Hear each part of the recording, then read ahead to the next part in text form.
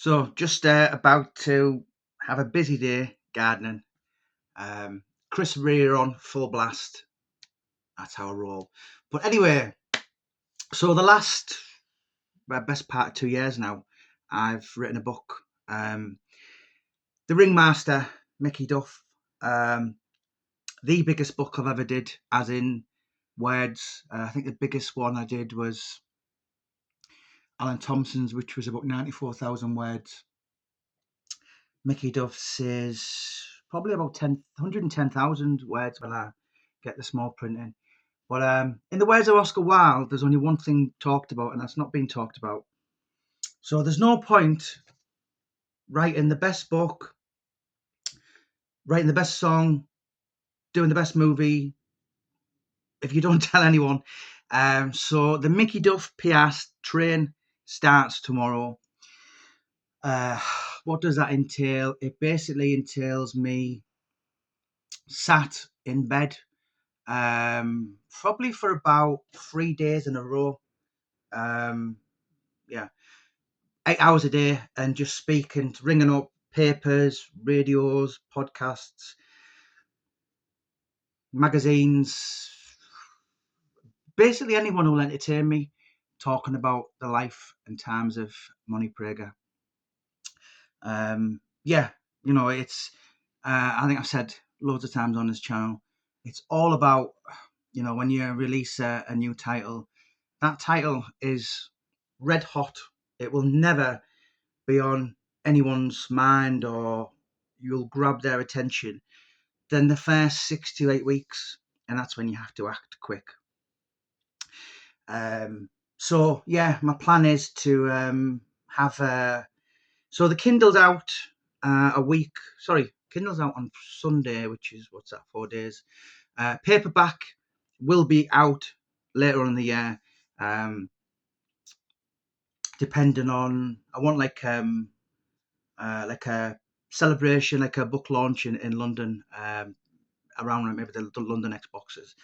But yeah, all my work starts tomorrow. And as I said, radios, podcasts, boxing news. Oh God, Boxing Monthly, The Ring in America. All these people will be hit. As I said on a video the other day, I think, when I did the Roy Shaw one about 6 or 7 years ago, I contacted 66, and 6 done the story. It's not for everyone.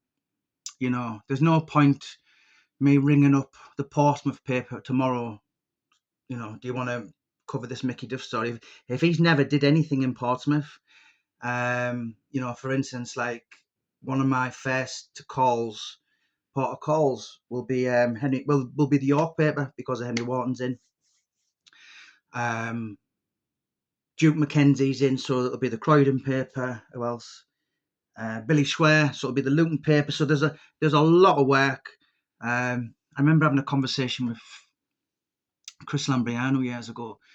I said, because he released a book around the millennium when the true crime books were. That was the peak time when John Blake's was on fire, and obviously before days of the internet. These days Amazon is selling books for 99p, and there's not a great deal of comeback in the profit margin but it's the 21st century, and you have to roll with the punches. So a book, unless your second name is Kardashian or Fury, a book only does what you do. And I'm relentless. Anyone who's followed my social media the last couple of years, I permanently put it in people's faces, and that's just how I am, and that's how I'll be, and that's how I suppose I've become successful with some of the books I've had. For people asking, somebody asked me this morning. Somebody asked me this morning and said, "Oh, well, Mickey Duff had a book out 25, 26 years ago. What's going to be different about this?" But you know what? That book really was the reason why I did this book, because I wanted to know who Money Prager was.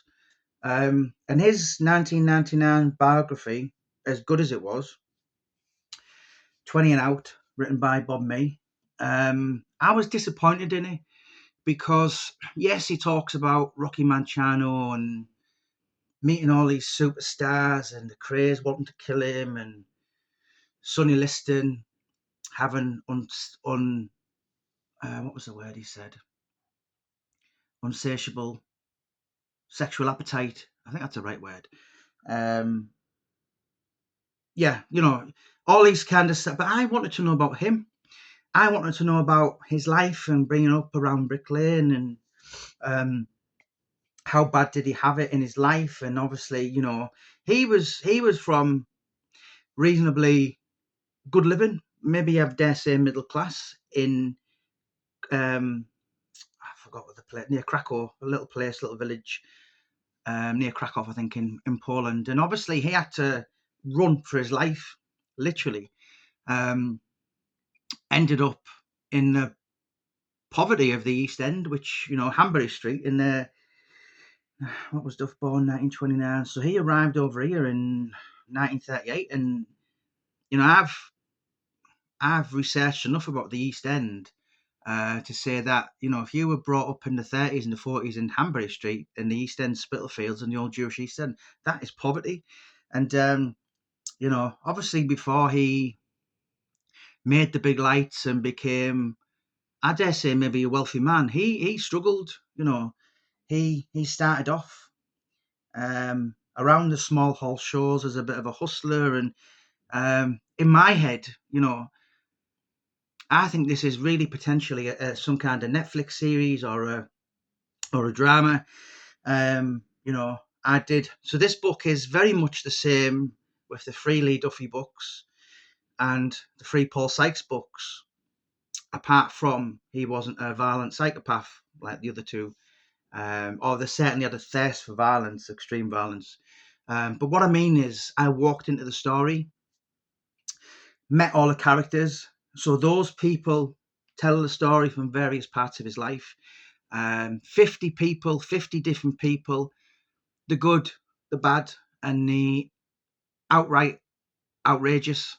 Some of his dry humor was just, I dare say people didn't even know where to look.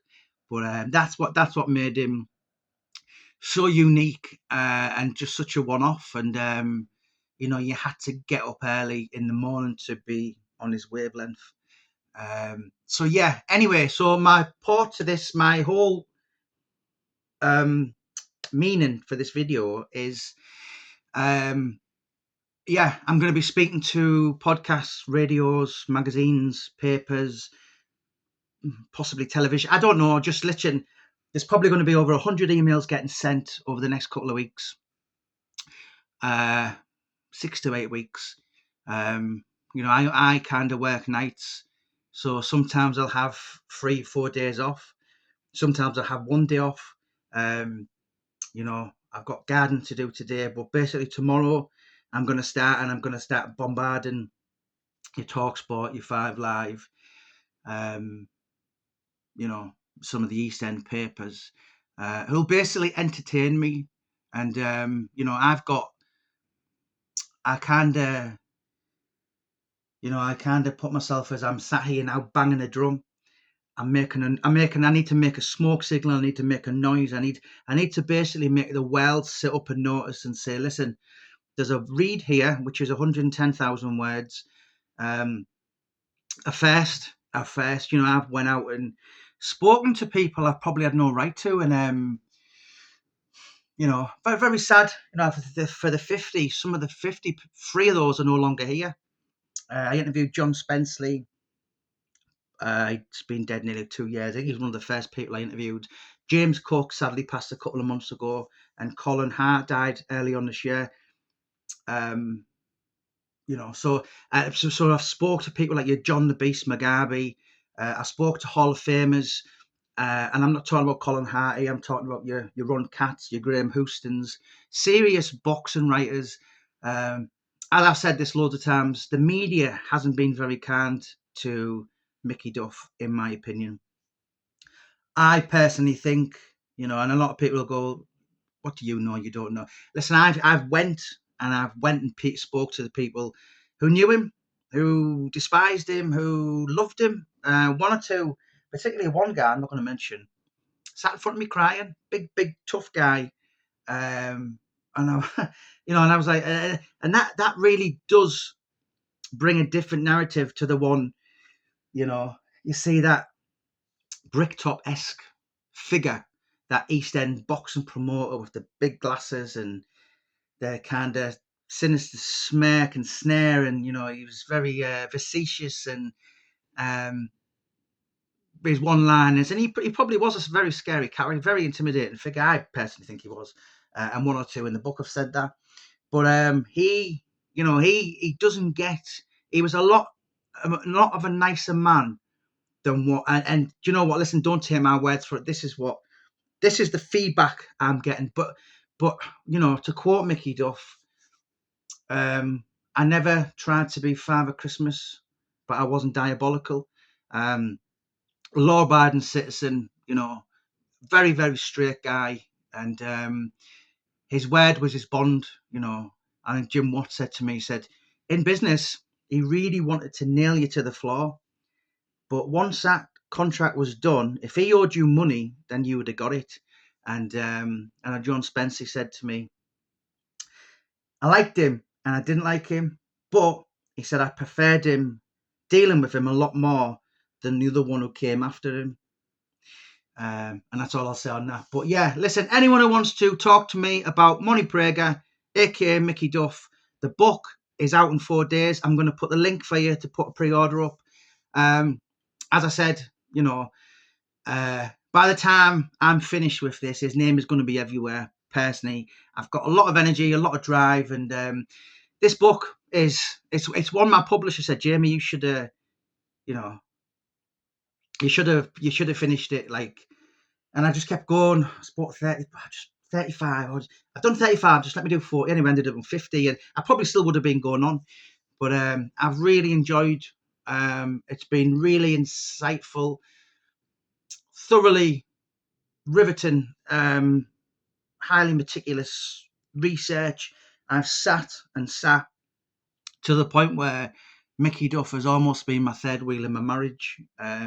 I've just sat 4, 5, 6 in the morning looking through the archives and picking quotes out and trying to get little bits out of the story and knit it in the book. And I'm really, really proud. This is my 25th book. And I think this will be my, I'm certainly up there for if I was buried tomorrow. I always said I wanted Alan Thompson's in my grave because I'm a fanatical Celtic supporter. But this one is really like, I'm just really excited to get the feedback, because I know if there's any serious, I repeat, serious and bold letters, not those people who go, oh yeah, I like boxing. You've seen the Jake Paul fight, mate, just have a day off. These anoraks, these absolute British hardcore, and Mickey Duff. If you're looking at posters, London posters from the 60s, the 70s, and the 80s, do you know when you look out the window? Well, I've got dogs, and it's snowing, and you think, oh, it looks beautiful, and it's snowing for days and days, and you think, oh, this is what life's about. It's so beautiful to look at, but I've got a dog, and he's crapping, and there's about 7 craps under, more double figures. Mickey Duff's name's like that on those London posters. No matter if you can't see it straight away, his name is on there. It's even if it's in a small print, whether it wasn't his show and he was a matchmaker, or he was just associated with, Barry McGuigan's world title fight at QPR 95. I think it was Barney Eastwood. But in small print, the smallest print somewhere in the corner is associated with Mickey Duff. He is on there. It's very hard to find a boxing poster from any kind of London industry, even not boxing fights, even like people going to the pub and people setting up fights, and this is a time when there was free channels on, and the Odeon was showing like Leon Spinks versus Muhammad Ali in 1978, which Paul Sykes was a paid sparring partner for Leon Spinks for 2 weeks for that camp. That's a true story. Back in those days, there wasn't a lot of big heavyweights. Heavyweights these days are 6'8", 6'9". Ali was 6'3", Sykes was 6'3", and he was paid to be one of the chief sparring partners, I guess. Yeah, true story. But yeah, I think there's I've seen a few posters where this fight has been showed in Finchley or some pictures in London, and it's got an association with Mickey Duff. So he was literally everywhere. So yeah, all starts tomorrow. So I'm gonna go and put Chris Rea on full blast, do my garden. But if anyone, I repeat, anybody who wants to talk to me about the one, the only, the exquisite, the eccentric, the flamboyant, the dog eat dog, just true boxing governor who was Mickey Duff, then give me a bell, and we will talk about Mickey Duff, because I can talk about him all day, and I'm really, really excited for this book. That I haven't been, I've released, as I said, this will be book 25. There's one or two that have been kind of monotonous, a little bit tedious, and like, ooh, another book out. And this is not one of them. This is just be, please forgive me if you're on my Twitter, you're on my YouTube, you're on my Facebook, you're on my Instagram, because this will literally, you'll go home, you finish work, you'll open the cupboard, you'll say to the wife, what's for tea? And Jamie Boyle will jump out talking about Mickey Duff. But that's the way you have to be. So, yeah, let us know, guys. Get in touch, and let's chat about Monique Prager.